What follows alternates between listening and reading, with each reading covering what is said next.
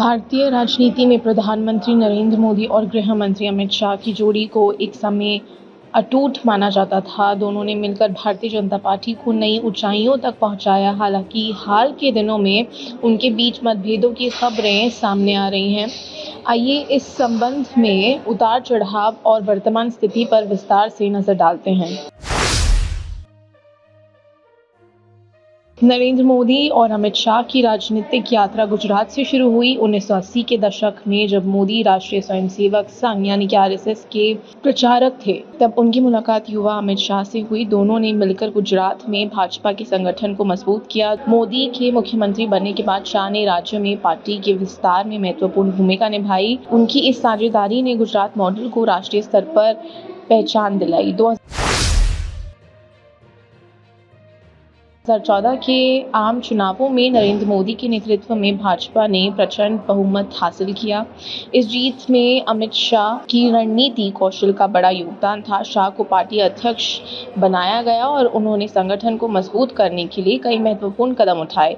दोनों नेताओं की जोड़ी ने मिलकर कई राज्यों में भाजपा की सरकारें बनाई और पार्टी को राष्ट्रीय स्तर पर मजबूत किया।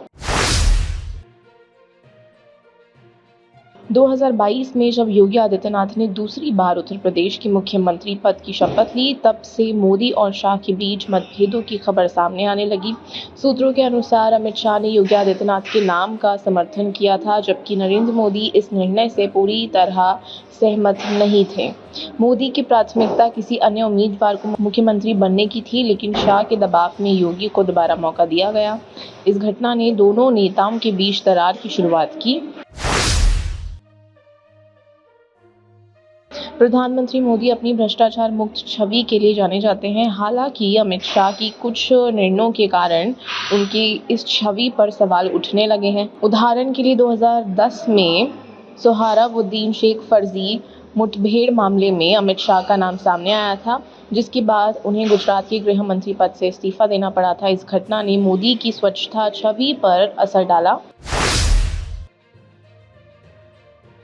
भाजपा के भीतर ये चर्चा जोरों पर है कि नरेंद्र मोदी अपने उत्तराधिकारी के रूप में अमित शाह को नहीं देखना चाहते। मोदी का मानना है कि पार्टी का नेतृत्व किसी ऐसे व्यक्ति के हाथ में होना चाहिए जो उनकी विचारधारा और नीतियों को आगे बढ़ा सके। दूसरी ओर अमित शाह की प्रधानमंत्री बनने की महत्वाकांक्षा किसी से छिपी नहीं है। ये असहमति दोनों नेताओं के बीच तनाव का एक प्रमुख कारण बन रही है।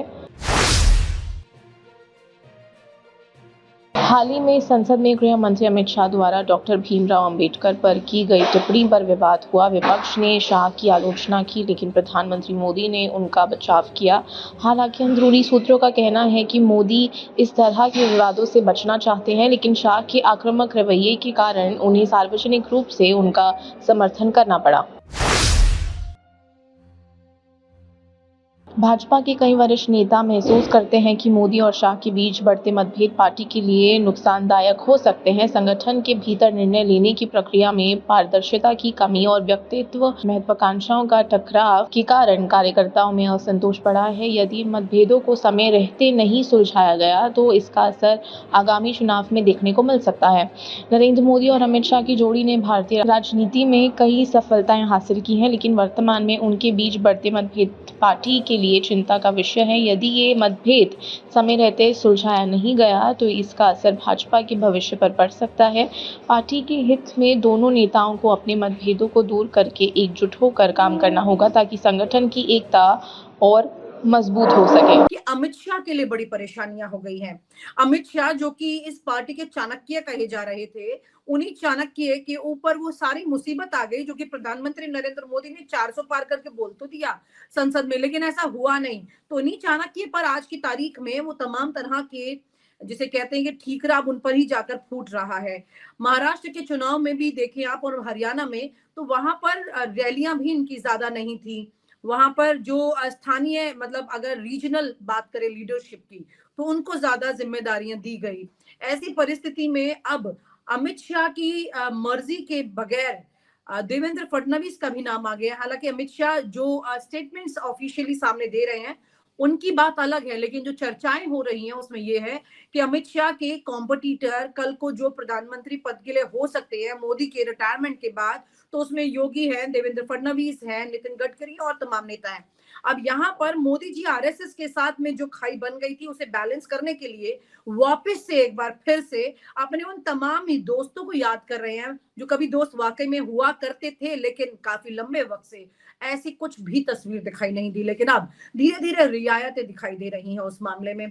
जैसे राजनाथ सिंह की बात कीजिए, नितिन गडकरी की बात कीजिए, वसुंधरा राजे की बात कीजिए, इन तमाम लोगों की याद शायद उनको वापस आ रही है। यहाँ पर कई ऐसे फैसले हैं जिनमें अब उनकी मौजूदगी दिख रही है। चाहे छोटे कोई कार्यक्रमों की बात कर लीजिए, चाहे कोई बड़ी डेलीगेट मीटिंग की बात कर लीजिए, इन तमाम जगहों पर इनको अब थोड़ा सा वैक्यूम स्पेस मिलना शुरू हो गया है। लेकिन क्या ये अंदर की रणनीति अब तमाम असर दिखाएगी आगे के लिए, ये भी सोचना बड़ी बात होगी। हमारे साथ चर्चा के लिए वरिष्ठ पत्रकार शीतल सिंह जी हमारे साथ जुड़ चुके हैं और प्रोफेसर डॉक्टर सूरज मंडल जी हमारे साथ जुड़ चुके हैं चर्चा में।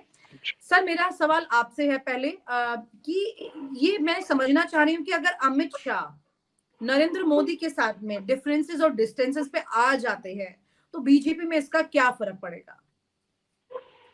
देखिए, बीजेपी या जनसंघ जो पहले इसके पूर्ववर्ती था, उनमें ऐसी समस्याएं पहले भी आई हैं। आप याद करें, बलराज मधोक जी उनके अध्यक्ष होते थे और वही समस्या में आ गए थे। आप याद करें, अडवाणी जी जब जिन्ना वाला प्रसंग हुआ था, तो ये सब लोग अपने अपने समय में शीर्ष नेता थे। लेकिन जब ये प्रसंग हुआ तो उस प्रसंग को इस दक्षिणपंथी संगठन ने धीरे धीरे एमिकेबली सॉल्व कर लिया। दरअसल इनकी ताकत है आरएसएस। आरएसएस इनके पीछे एक बहुत ही ऐसी सांगठनिक इकाई है जिसका अपना कोई लोकतांत्रिक चरित्र नहीं है। उसमें तो जो प्रमुख होते हैं वो किसी का नाम दे जाते हैं, वो प्रमुख हो जाता है। कोई चुनाव नहीं होता वहां, कोई उसका खाता वाता नहीं, कोई उस तरह का नहीं। लेकिन उसकी एक वैचारिक और सांगठनिक दोनों में हस्तक्षेपकारी भूमिका है और वो नियंत्रण भी बहुत हद तक करते हैं। कई बार ऐसा लगने लगता है और हम लोग उसकी चर्चाएं करते हैं कि वो नियंत्रण ढीला हो रहा है, उसमें ये कमी हो रही है, वो कमी हो रही है। लेकिन चूंकि उसका चरित्र ऐसा है कि उसके बारे में बहुत सूचनाएं, ऑथेंटिक सूचनाएं हमारे आपके पास नहीं होती। उसकी कोई सदस्यता लिस्ट विस्ट भी नहीं है। 10-20 ऊपर के लोगों के नाम हम जानते हैं, उसके बाद बाकी सब चीजें उसकी अदृश्य हैं। तो वो एक शक्ति काम करती है हर समय इसके पक्ष में, चुनाव दर चुनाव, वैसे लगातार वातावरण बनाने के लिए, राजनीतिक रूप से हस्तक्षेप करते रहने के लिए और एक विचारधारात्मक काम करने के लिए। जिस क्षेत्र में डॉक्टर साहब हैं ये बेहतर जानते होंगे कि कैसे शिक्षा और संस्कृति के क्षेत्र में उन्होंने पिछले 10 वर्षों में लगभग ऑक्टोपस की तरह हर चीज हथिया ली और एक एक भर्ती में उनका नियंत्रण है। वो अपने लोगों को ढूंढ ढूंढ के ला रहे हैं और जगहों पर नियुक्ति उनकी करा रहे हैं। तो वो एक लॉन्ग टर्म जुडिशरी में आप देख रहे हैं कि जज जो है, वर्किंग जज, उनके कार्यक्रमों में खड़े होकर और कैसी कैसी बातें कर रहे हैं। अभी आपने उत्तर प्रदेश के जज साहब का सुना ही होगा जो कंट्रोवर्सी चल रही है। तो वो इंस्टीट्यूशंस में जज शेखर, हाँ, तो वो जो बड़ा हम लोग सुपरफिशियल चीजों को देख रहे हैं कि कुछ इंडिविजुअल्स में कोई नाराजगी है या खुशी है, लेकिन जो बड़ा ऑक्टोपस है उसके पीछे, वो उसके लिए ये सब कोई समस्याएं नहीं है। उसने पहले भविष्य मतलब अतीत में भी इससे बड़ी बड़ी समस्याओं को बड़े आसानी से हैंडल कर लिया है। तो इन समस्याओं का निदान वो कर लेगी।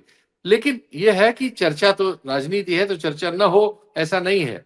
देखना यह होगा कि ये इंस्टीट्यूशंस पर जो कब्जा है, इस स्तर का कब्जा, ये कितना खतरे पैदा कर रहा है, जिसका थोड़ा सा इशारा डॉक्टर सूरज ने अभी किया था कि वो शिक्षा के पाठ्यक्रम में, शिक्षा के संचालन में, संस्कृति के संचालन में और कानून कायदे में, संविधान की तोड़ मरोड़ में, इसी संविधान के रहते अपनी चीजें मनवा लेने में, संविधान वही रहेगा लेकिन काम इसके बिल्कुल उल्टा हो जाए, कोर्ट्स के फैसलों में, इन सब में उनकी बड़ी हस्तक्षेपकारी भूमिका रहती है और वो हमें दिखती नहीं है। उसके नतीजे बाद में हमारे सामने आते हैं।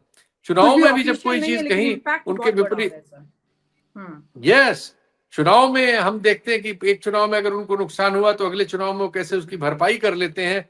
ये सब छोटी छोटी जो बहुत सारी चीजें हैं जिससे मिलकर उनको फायदे होते हैं, ये सब वो करते होते हैं अदृश्य रूप से, सिर्फ हम उनके नतीजे देखते हैं।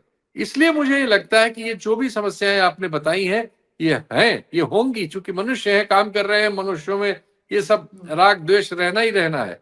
लेकिन उसको हल करने के लिए उनके पीछे जब तक आरएसएस की बैसाखी है, जो है और रहेगी, क्योंकि उसने ऑक्टोपस की तरह अपने को बहुत शक्तिशाली बना लिया है। इस पूरे दौरान अगर किसी ने अपनी शक्ति में सचमुच में बहुत अधिक इजाफा किया है, वो आरएसएस है। और आप हमसे जुड़े रहने के लिए सब्सक्राइब करें YouTube पर, फॉलो करें ट्विटर पर और लाइक करें Facebook पर। और ज्यादा जानकारी के लिए आपको टाइप करना होगा सिर्फ न्यूज़ नशा।